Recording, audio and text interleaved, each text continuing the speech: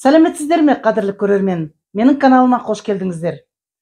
Мен бүгін сіздерге үлкен бір бәліш пісіруді көрсетемін. Оны бәріңіз де білесіздер. Бірақ менің пісіруімде қандай болатынын көргілеріңіз келсе, менің видеомның соңына дейін қараңыздар. Оның дайын болған түрі міне мынандай болады.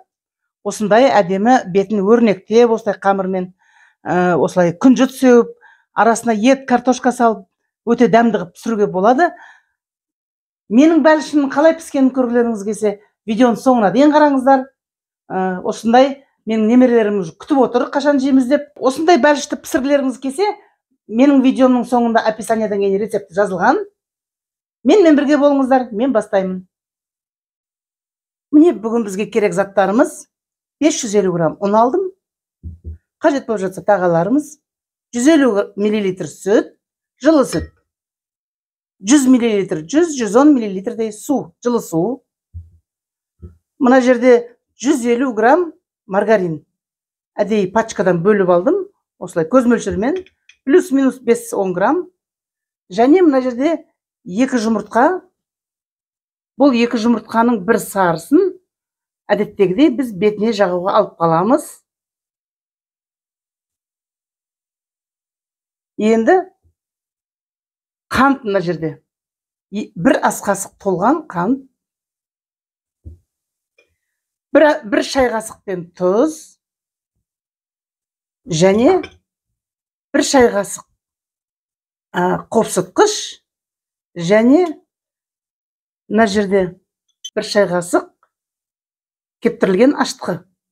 Қазір осылардың бәрінен ашыған қамыр илейміз. Кеңдеу ыдысымызды аламыз. Оған ұнымызды саламыз. Ұнымызды түгел сажып жібереміз. Мына маргаринімізді салып, үгітеміз ұнға араластырып. Міне маргаринді бөліп, ұнмен араластырып крошка жасап аламыз. Енді үкіштен өткізсе де болады, мен былай қолыммен мыжи салайын дедім. Көп емес, 150 грамм майды былай істеп жібереміз деп ойладым.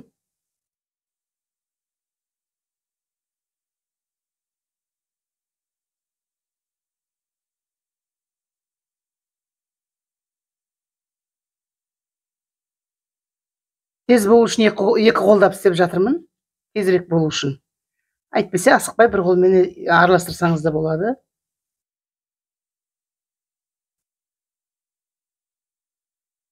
Ортасын былай ашамыз кішкене. Сөйтіп, алдымен сүтімізді құямыз. Сүтіміз жылы. Суымызды құямыз. Жақсы ерісін деп, алдымен қантымызды саламыз. Тұзымызды саламыз 1 шай қасық. Және кезекте тұрған мынау қопсытқышымыз. Ал мына жерде ашытқымыз кептірілген. Қалған түйіршіктерін бәрін түгел сажып жібереміз. Жұмыртқамызды да салып жібердік. 1 сарысын ап қалдық бетіне жағуға. 2 ағын 1 сарысын салып жібердік. Енді жақсылап араластырамыз ұнымызды сұйықтығымызбен. 550 грамм ұнымыз аз болса, тағы да 50 грамм, 100 грамм қосатын боламыз.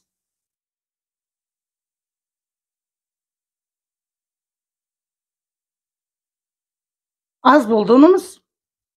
Мен тағы да 100 грамм өлшеп аламын, соны шетінен біртіндеп саламын. Міне тура 100 грамм өлшеп алдым, қазір әзірше жартысын ғана салам. Керек болса ары қарай жалғастырып сала беремін. Сөйтіп қолмен жалғастырып илеймін. Қамырымыздың қатты болғаны керек жоқ, бізге қамырымыз жұмсақ болғаны керек. Сондықтан ұнды шамалап саламыз, мөлшерлеп, есептеп. Бірден салып жіберсек көп ұнымыз, қамырымыз қаттылау болып қалады. Ол біздің дайындап жатқан асымызға болмайды ондай. Қалған ұнымды да салайын деп тұрмын.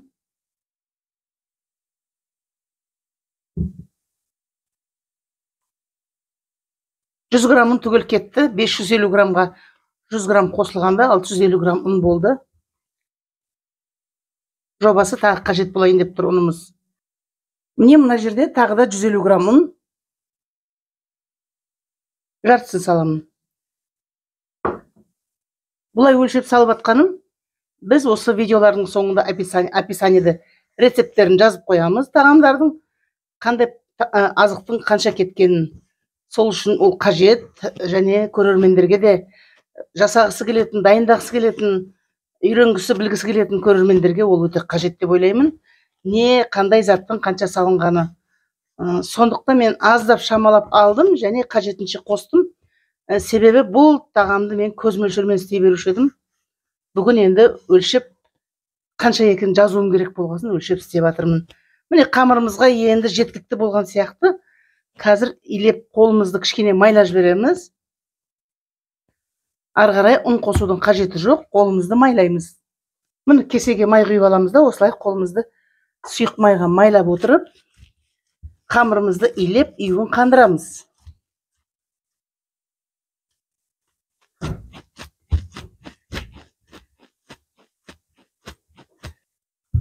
Міне қамыр біртіндеп өзі түсіп жатыр. Тағы да кішкене майлап жіберем.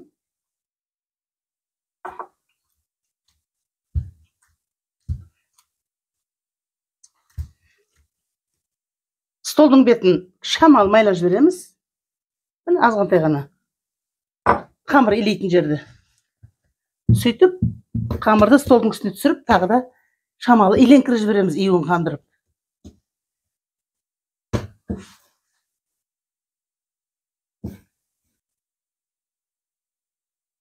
Міне қамырымыз біркелкі тегіс болды, июі қанды. Енді ыдысына салып бетін жауып қоямыз. Бір 40-50 минутқа. Енді бетін жауып қоямыз 40-50 минутқа. Енді біз қамырымыз көтерілем дегенше арасына салатын салмасын дайындаймыз. Ол үшін міне мен сиырдың етінен фарш алдым. 350-400 грамм фарш болады. Мен 400 грамм алдым. Мынандай 2 бас пияз, орташа деп айтайын, және бір 3 дана картоп, тоже орташа. Мына жерде міне 1 шай қасық толған тұз, және жарты шай қасықтан кинза, кориандр, паприка, және 1 шай қасық тола қарабұрыш. Қазір осылардан біз салма дайындаймыз, араластырып. Пияздан бастаймыз. Пиязымызды өзіміз білетіндей ұсақтап, көбіктеп турап аламыз.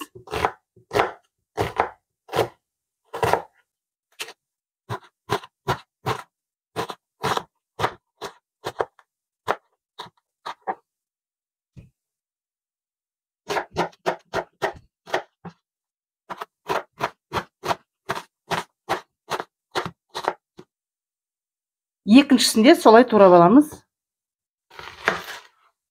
Міне пиязын турап алдым. Енді бұл пиязды табада майға қуырып аламыз. Тавамызды отқа қойып қыздырып аламыз, және осындай бір 3-4 ас қасықпен сұйық майымызды құямыз. 3, 4. Аз десеңіз тағы бір қасық қоссаңыз ештеңе етпейді. Пияз өзінің бойына тартып алады майды. Және осы жаңағы турап қойған пиязымызды салып қуырып аламыз. Арасында қозғап қоямыз. Астын жай қоямыз пияздың. Қатты қуырылып кетпеу керек. Осындай бір шым-шым тұз саламыз. Енді картоптарымызды турап аламыз.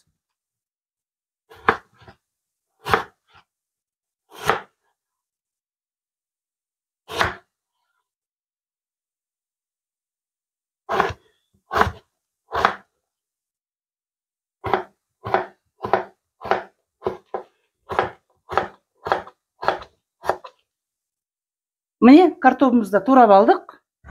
Енді мына кеңдеу ыдысымызға салып дайындай береміз. Фаршымызды саламыз. Енді мына табада қуырылып жатқан пиязымызды саламыз.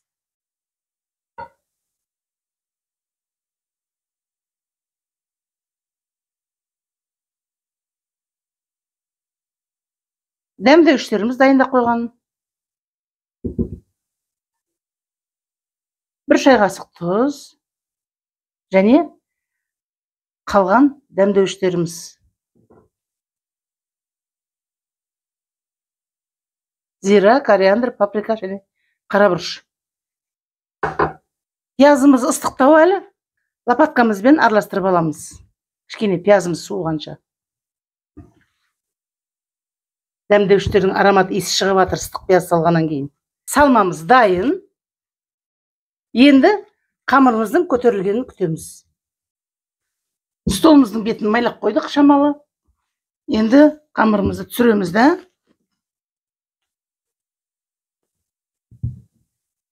Осы жерде ісімізді ары қарай жалғастырамыз. Тур ортасынан бөлетін болсақ, теңдей болып бөлінеді. Біз кішкене бір жағын шамалы кішілеу қылып бөлеміз.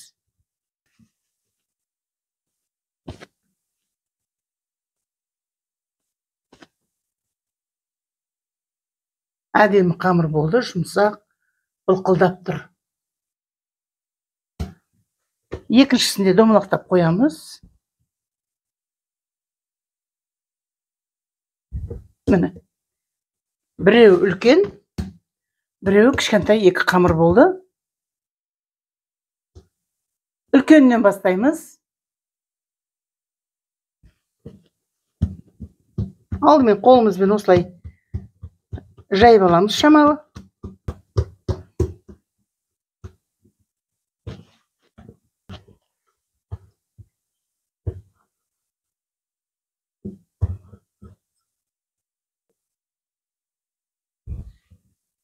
Енді табамыздың үстіне саламыз.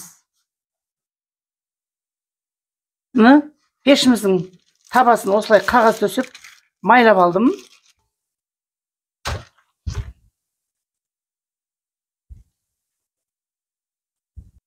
Әдемілеп қолмен ыңғайын келтіреміз. Табаның бетіне түгел жеткізіп жаямыз. Енді екінші бөлігін жаямыз.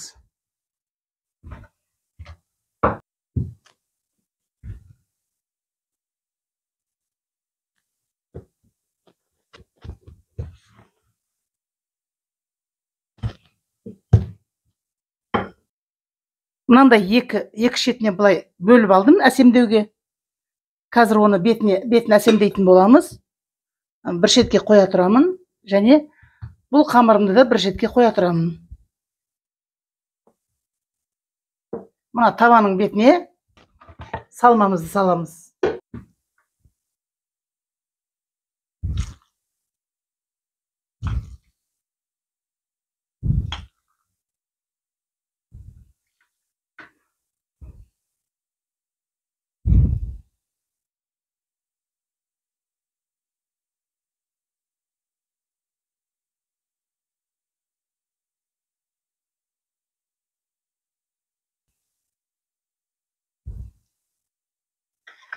Менде фаршым 400 грамм болған.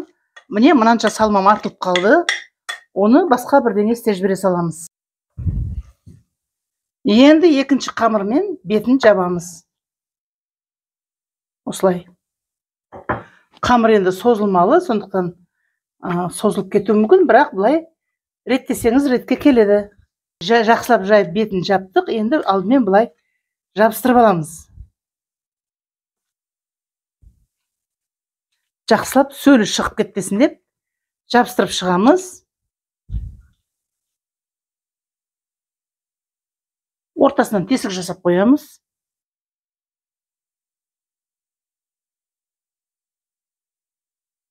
Осындай тесік болғаны керек. Және мына жерде алып қалған қамырымыздан осыны өрнектеп сәндеп қоямыз.